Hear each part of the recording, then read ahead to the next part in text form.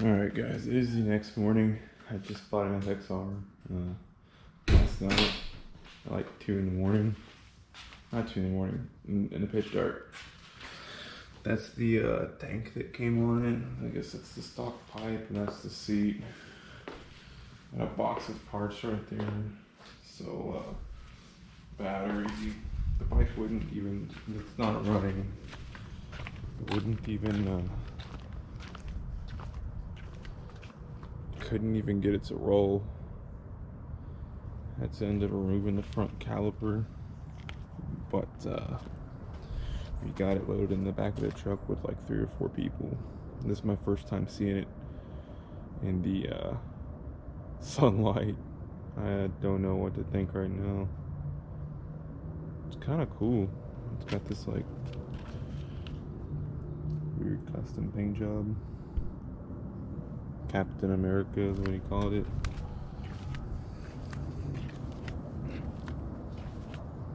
But dude, the wiring on it is a mess. It's just littered with oil.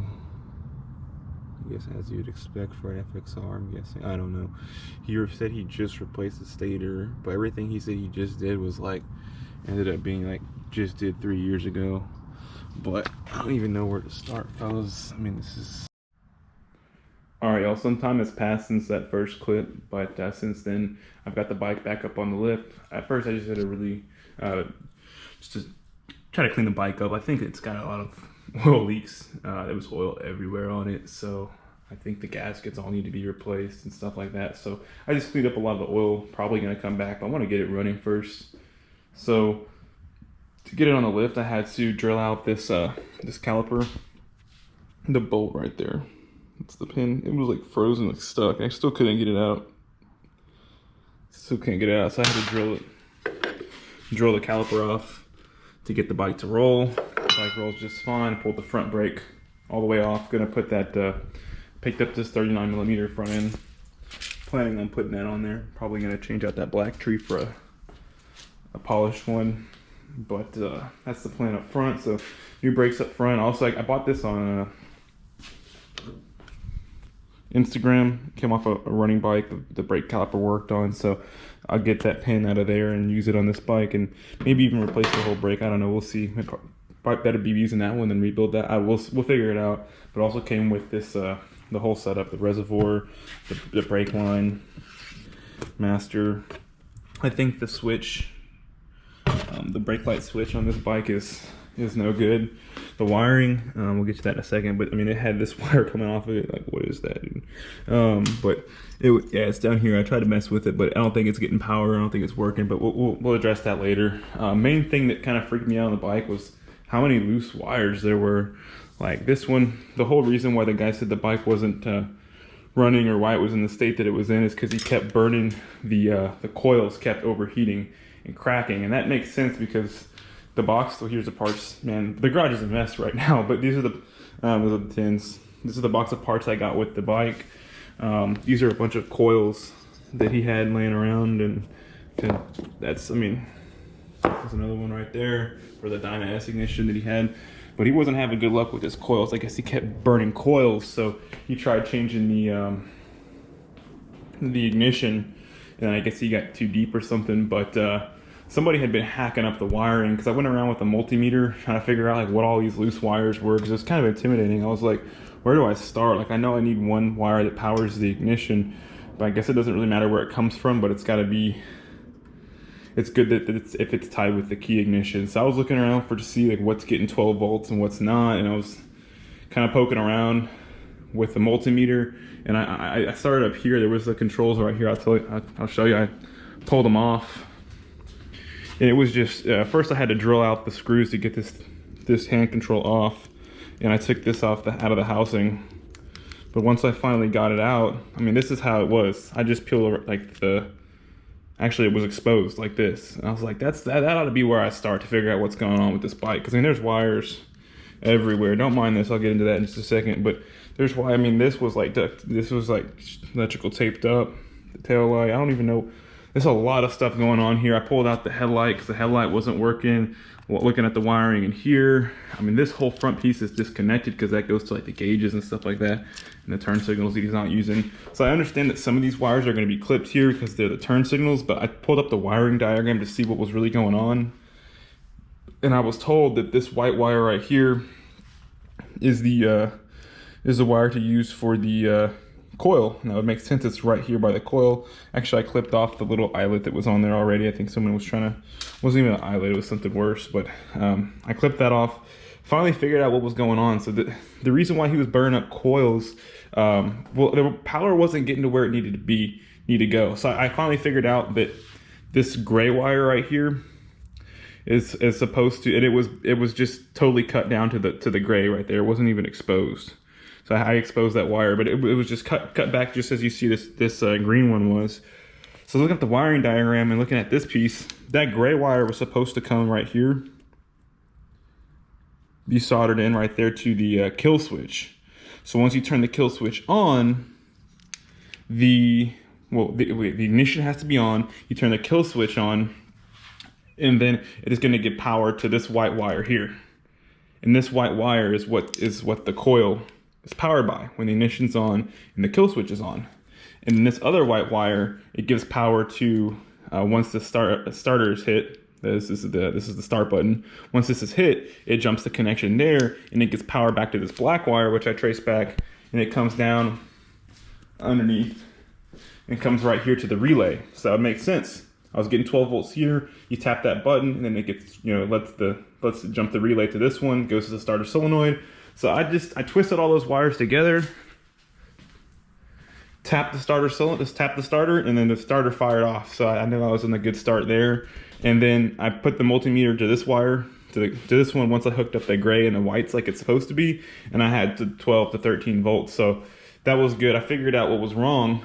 So I was gonna start working on the ignition. I'm sure you already see that on the bike, but I was like, just kind of made me nervous the way I had it tied up. I was like, let me just make sure that once I turn this off, I'll be able to turn the bike off, because the way I had it wired up, I was kind of bypassing the switch. So I did that, and the thing is, even with the bike, this is off. I believe this is ignition and this is the lights. Even with the bike off right here, it was still getting 12 volts to this ignition wire, and I'm like, that's not right, that's not right. And again, that's coming from, it's getting fed by this gray line right here. Again, you can hardly see it, but it's gray. So like, why is that gray one getting power? And I remember looking down here in the circuit breakers, and I remember seeing that gray one was hooked up on this top left circuit breaker. And what that is, that's the main circuit breaker. And I had seen that, and I looked at some pictures online, it didn't look right, and it wasn't how it was in the owner's manual, or yeah, the service manual. But I let it be, and then I finally figured out the gray one was hooked up with this red wire, and that's not where it's supposed to be, because that one's basically this circuit breaker right here is always hot. It's hooked up into the battery, right? So this cable right here, this red, comes around the back of the bike, comes in right here, and it's hooked up. So it's giving power to that circuit breaker, and it's always going to be hot, whether the key's in it, out of it, the ignition's on, whatever, that's always going to be hot. So that's why that gray wire was always hot. And if that gray wire powers the coil, that's why it kept giving power to the coil. So even when he turned the key off, took the key out, whatever he did, the bike was still getting power to the coil. So that's why I believe that his coils kept cracking, and he was having coil problems, because he had this gray line right here. I don't know if you can see that, but this gray line was wired into this top left circuit breaker, which was incorrect. It's supposed to be into this one right here, where I finally got it to. So that only turns that on when the key ignition is on. So that worked out. This one right here, I had to replace that circuit breaker, because this one's just for it's an accessory. It's for the rear stop light, but had to replace that one because I kept spinning, and it kept spinning off. Like it was broken, so I replaced that bottom circuit breaker, but the rest of them are good. So I finally got the wiring cleaned up. He did have a VOES, vacuum operated thing right here is coming off the intake, and he's trying to tap it into this purple wire, which I think is like the turn signals that are eliminated. A lot of these wires can be eliminated, because This pink one I think goes to the tack, which is not going to be in use anymore. This orange one, I really have no idea why it's in there. I'm actually going to work on disconnecting a lot of the orange wires here because a lot of them we don't need. Going to work on that. And then also for the, I'm trying to figure out a way, I'm thinking possibly of eliminating the hand controls altogether, just putting like, making like a chopper style controls, hacking it up. So like getting rid of a lot of the stuff. So I kind of want to relocate the kill switch and the start button somewhere else on the bike, but I don't want it to mess with this triangle right here and that cover. So I got to figure out a way to mount that somewhere on the bike, but kind of want to get it started first. But eventually I'm gonna start eliminating all these wires that are not needed because it really made it a lot more confusing and intimidating than it really was. These wires here, one of them I forget is the neutral switch. Another one is the oil light switch for low oil, and the other one I forget what it was. But these three are not important here, so I need to figure out a way to cut these, you know, pull them out and get them off this this loom here, get them out of the way. But basically the next steps are going to be, I've got this Ultima ignition here that I'm going to work on installing next, probably be in the next video. I've got it here. I just made sure to see how long to make sure it'll fit. So I got it routed up through the frame. I'm trying to hide it the best I can. Might end up moving it, but it's got just enough slack to where I come up here, it'll go to this coil. I need to figure out which wire it is that goes, because a lot of these wires I think are going to be to the VOES and things that we're going to be eliminating. So really it's only going to be one wire use from this, but we'll get to that in the next video. I also need to get this piece here mounted. This engine stabilizer is stripped out, so I need to get a new one. There are no threads left on that. Again, eliminated the VOES, so I'll have to cap off that so we don't have any vacuum leaks. The next step would be the carburetor. Came with an S&S carb. Somebody did a good job boogering up the threads on the bowl where the accelerator pump is actually, this is one I got off of Amazon for 60 bucks. It's like almost an exact copy, except this piece is different. I have to figure out what that piece is right there. But I'm gonna run this one for now. I'm gonna pull out the jets and make sure they match what was in the bike. But I'm gonna run this one for now, see how that works. Looks pretty solid for the price. We'll get into that. Maybe I'll get the S&S one going eventually, but it was cheaper to buy that whole carburetor than it was to buy the new bottom bowl for the S&S. But eventually I would like to run the S&S. But for now, that's, you know, it is what it is. What do I need to do next? Oh, I was also trying to figure out where a lot of these oil lines go, because I pulled this oil line right here. And I believe since this is an 85, this oil pump is the earlier style, so it's the shovel head. I guess they're using parts off the old bikes. This line came off right here and just routed down. And I noticed it had a screw in it. So I was trying to figure out what that was all about. There's also this oil line that comes off the back right here. And then it comes down underneath the bike and up to the breather. Sorry, to the air cleaner. And I guess that's the return where it'll throw it back into the engine, which is not exactly, it's like more EPA friendly, but it's not exactly great for the bike. So I believe once I start turning the engine over, a bunch of oil is gonna, because I think this is dry. So all this, it's like, I think it's the turn, guys, I'm new to this whole Evo thing, but I think that it's been sitting for 3 years. So a lot of sumping has occurred. So what that means is the oil, there's a little ball check valve right here, and the oil will eventually get past it, and you'll have all your oil sitting right here in the case. Now, what's supposed to happen is it's supposed to come back, the pressure here, will equalize, and it's supposed to come back through this line and go back into the oil tank. But when it's just too much pressure or too much oil in there, I believe what'll happen is it'll shoot out this, that opening right there. So I need to put an oil pan down. Next thing I'll do, I'm gonna get the lift. This is a good one right here. I got it off of Amazon. I'll put a link to it in the description. I'm gonna put that underneath the bike. This is gonna be in the next video, I believe. I'll put it underneath the bike, make sure I'm in neutral. I'll actually put it in gear, probably 6 gears, so it's easier to turn over. And I've already started to pull these plugs out. I'm gonna put some Marvel mystery fluid down those cylinders to kind of keep them lubricated. And try turning the engine over, make sure the engine turns over. And then I am expecting some oil to come out of that hose. So I'll put an oil pan down there to catch that. So once I make sure the engine turns over and get those cylinders lubricated, I'm gonna get this Ultima ignition wired up.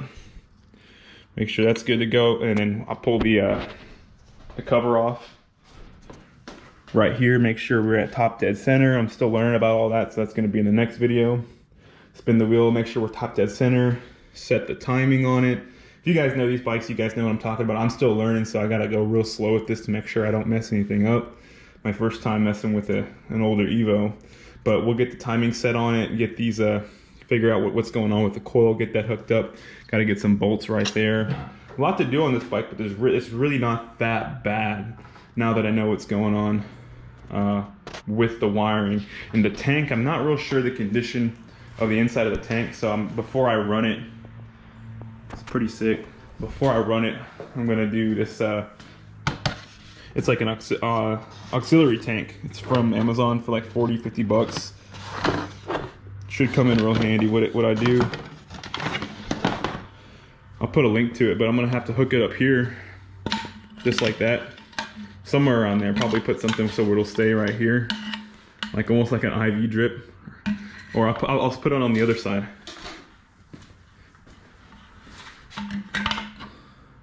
Something like that. And then route that hose to the carburetor, which mounts up right there. So it's gonna connect right there.